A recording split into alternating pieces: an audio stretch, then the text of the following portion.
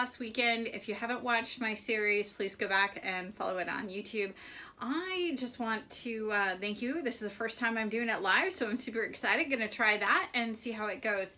Hey, I've had a lot of comments both on Facebook, Twitter, Instagram, all the things I've been posting to about the keto diet. So this weekend, I'm gonna go back and refresh on the keto diet and talk about that and its benefits and its pros and cons. So the keto diet is really about eating lots of protein and a good portion of fat instead of carbohydrates. Now let's talk about carbohydrates, because there are several stages of the keto diet that you can do.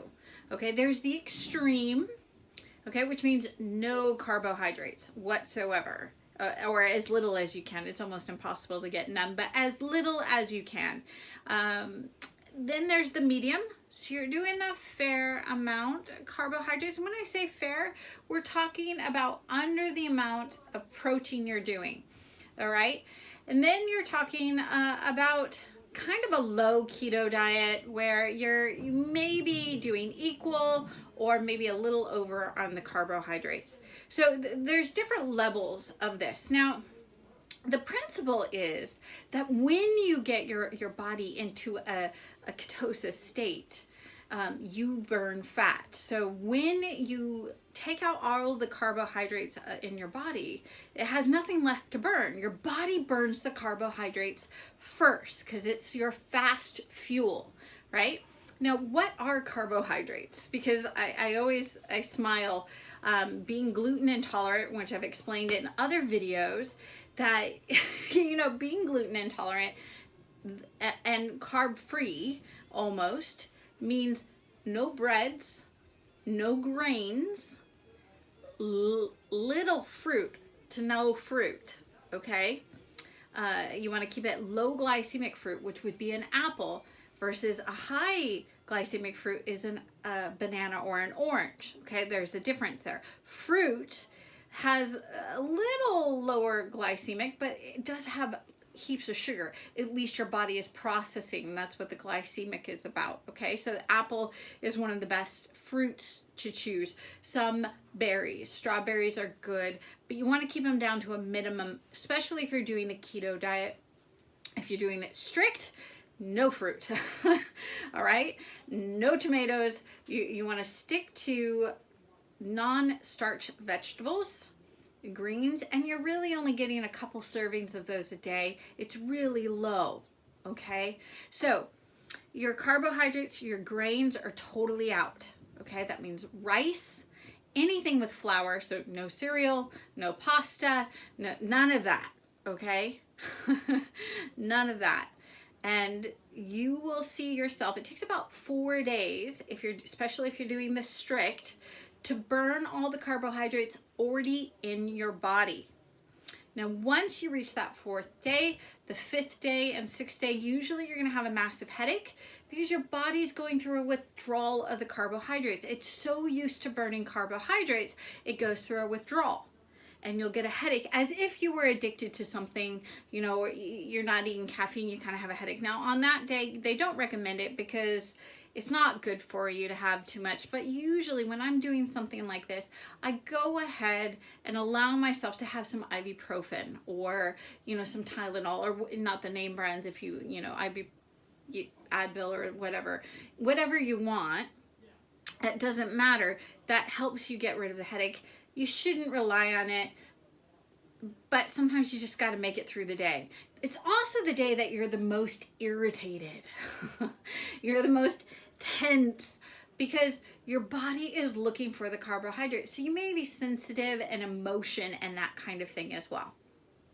So be aware of that. And that can last up to 7 or 8 days.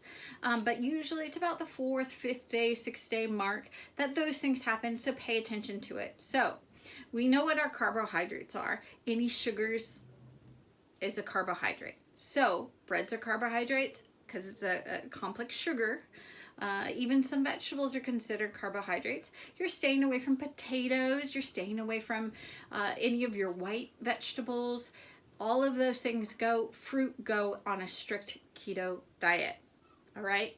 Now, when we go to a medium keto, now we're adding a little bit, maybe 5 strawberries a day. You want to make sure when you eat the strawberry that you eat the strawberry with the little head, the little green on it. It keeps the value of the strawberries, and strawberries can actually help you lose weight, burn a little bit more. Not much, it's not going to make a huge difference, but you can feel good about eating some strawberries. You can eat blueberries, high antioxidants, really good. Stay away from your grapes, that kind of thing. Manage those, okay? And then a low keto, you're obviously eating a lot more of those fruits. Again, you're still staying away from those grains. You're still staying away from potatoes. You may allow yourself some sweet potatoes every once in a while, but try not to. They're a little bit better, not great, and it's a once in a while thing, but you're still mainly eating only protein and a couple servings of vegetables a day. Okay, so what are the good things about this? Obviously, you're burning fat like crazy in your body. All right, you are having maybe a little bit of nuts, not heaps. Again, more than a handful, too much a day. And that I'm guilty as charged. Nuts are my downfall. I love them, especially a little roasted, a little salted, a little olive oil. This tastes good. But you want to limit those as much as you can, okay? And try not to do it every day. Cook your meat and a couple tablespoons of olive oil, that's good, or whatever oil you prefer. Coconut oils, according to the Keto Diet, it's not bad. It all depends on what doctor you read, so look at that. Those are good things to work with, okay?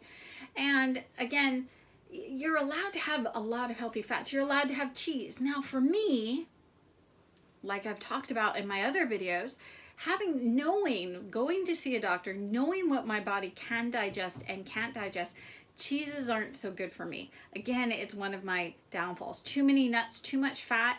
I don't process it so well, okay? And I find this a really important thing in order to find your coach, find your person that can help you do this. And that's why I mentioned before to you that Sum Sanos coach. I think it's one of the best programs I've seen. I've worked with those coaches. I support those coaches. It is one of the best programs I've seen because it helps really establish good, healthy habits, especially something like keto, where you're so used to eating carbohydrates that now you've only shifted it to have just, protein really and supported by some fat. That is not so easy. And having somebody to support you through this process can really, really, really help you grow faster and faster. Anybody can do keto for a while. And I recommend setting a goal to do it for a certain amount of time. You're going to find massive amount of weight loss, especially at the beginning, and then you're going to go down to that 2 pounds a week, 1 pound a week as you move forward. But at the very beginning, that first week, a lot of weight comes off when you do keto, which is always really exciting. But the person then after the first week says, why didn't I lose those 8 pounds again? Why am I not losing the weight as fast as I did the first time? Your body needs time, okay? If you've lost that much weight that quickly, it's probably water. Make sure you do drink your water. Now let's talk about the cons about the keto diet. First of all, you're eating heaps of protein. Your body, that's a lot to process. Your kidneys, your liver, your body's working really hard here. So make sure you are drinking heaps of water. Okay, and it's not it shouldn't be a forever thing. Okay, it's not. It should be a part-time thing. But then you have what we call, you're being starved, all right? And you have the adjustment period of coming back to eating healthy carbs. Try to eat healthy carbs, stay away from more grains, eat more potatoes, that kind of thing. Healthy carbs, a lot more vegetables, that kind of thing. But because you're carb starved, your body wants it, so the minute you grab it, the minute you eat some, you kind of just plow into it, and then everything is back to normal, and you've already put on those 20 pounds you lost, and it's all downhill. Again, This is where a coach is really helpful. So like I've mentioned to you guys, the Sum Sanos program. So if you have that person that can support you during the transition, that can really, really change your whole thing about it. Make it more possible. You have somebody to help you hold yourself accountable to what you're doing, because you are ultimately in charge. Okay? So what will happen is you have to make that a little adjustment. Like that first week you come off, you may have one day where you get to have a potato or a sweet potato, and then you back off again. And so we're slowly introducing the next week, maybe 2 different days, you know, the next week 3 different days, and just a little bit each day. We're adding slowly and surely. It's actually each week 1 new thing, the next week maybe 2 new things, then you may go back to the 1 thing, then you go maybe to 3 things, and we slowly introduce this. So that way it's not a shock to the body, and the body goes, woohoo, I have all this energy, what do I do? Right back on the hips. So that's what we want to stop and from happening when we do a keto diet. Let's talk about the pros of the keto diet. Let's say you're a diabetic. My partner and I have coached people that were diabetic. And in fact, one of his really good friends was extremely diabetic, and we coached him, and he's gone to the doctor. He has now lost over 75 pounds. The doctor said, you're like a miracle. You should go speak to people. You should go show people. Now, let me tell you this. He had diabetes from a child, you know, and it was a normal thing, and it was his way and his life. By changing to a keto diet, cutting out all those complex sugars, regular sugars, really taking it down, he is more healthy than he has been since he was 18 years old. And that's a powerful thing to do. That's a really powerful thing to take into your life and feel good about your life. I mean, wouldn't you want to have your life back and not having to take a blood test and all the time? That's powerful stuff. So it is a great diet for people that may be diabetic, people that are having a really hard time finding how to lose weight. You may not lose weight as fast as somebody else, and that's okay, that's normal. It's just staying with the process until you do. And you may have to be on that diet a long time. I know I said be careful, you want to watch your kidneys, but if you're seeing, you know, somebody who supports you and going to your doctor and checking on all your, you know, your vitals and all those things that need to happen, you're going to be in a safe place. So that's also the key, I think, for the long-term keto diet, and using that to your advantage. Now, do you have little cheat days? Everybody wants a dessert every once in a while. I get that, but that means you have to address to get back on it right away, okay? But you plan those, you think ahead, and we go back to the planning of dieting earlier in this series, you'll get it. So I hope that helps answer some questions about the keto diet. I hope that reminds you to go out and get your health coach, your weight loss coach. It reminds you to go talk to your doctor. But it is a great program.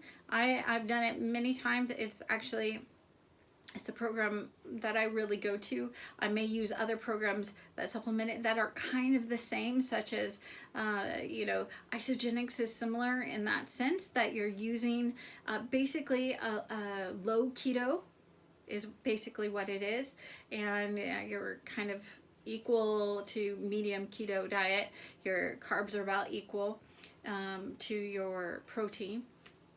Oh, there's one thing I almost forgot to mention, is how much protein you should eat to keep your muscle mass up for your keto. So the way a lot of people look at it is whatever your half your weight is in pounds, you eat that in grams of protein, okay? So if you're 120 pounds, not that you would need to lose weight, you would eat about 60, and that's a lot, Okay, that's you'll find that's a ton of food. So double check my numbers. You can Google how much protein you should eat to keep your muscles out. I recommend doing that for your weight, but that's basically the method I use. Same with ounces of water. The amount of water you should drink, half your weight in ounces. So if you're, let's say you're, 175, you're going to cut that in half and put that in ounces of water. So pretty simple math, makes it easy for you, but it's still a heap of protein to eat, which is really hard on your insides. And that's why, again, going to your doctor, having your support coach, always good. If I haven't stressed that enough in this video, please take a moment and hear it one more time. And that's what I wanted to say for our weight loss weekend. Thank you for sharing this video. I appreciate being live with you today. I hope you enjoyed this, and we'll talk soon. Thank you, everyone.